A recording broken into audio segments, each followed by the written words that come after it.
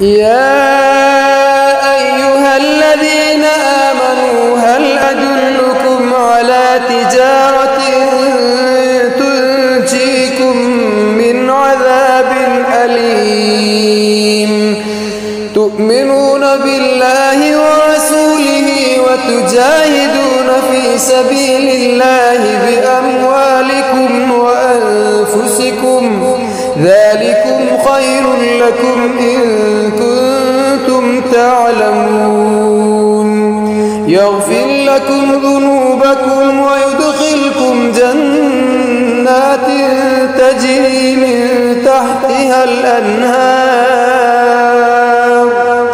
ومساكن طيبة في جنات عدن ذلك الفوز العظيم وأخرى تحبونها نصر من الله وفتح قريب وبشر المؤمنين۔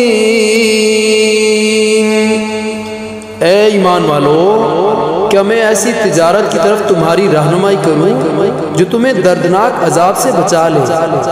وہ یہ ہے کہ تم اللہ اور اس کے رسول صلی اللہ علیہ وآلہ وسلم پر ایمان رکھو اور اللہ کی راہ میں جہاد کرو اپنے مالوں اور اپنی جانوں سے۔ تمہارے لیے یہی بہتر ہے اگر تم جانتے ہو۔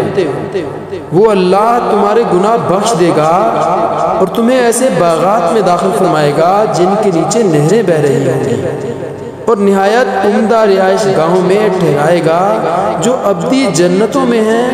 یہی بہت بڑی کامیابی ہے، اور ایک دوسری دنیاوی نعمت بھی عطا فرمائے گا جسے تم پسند کرتے ہو۔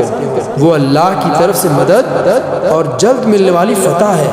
اور اے نبی مکرم صلی اللہ علیہ وآلہ وسلم، آپ مومنوں کو اس بات کی بشارت دے دیجیے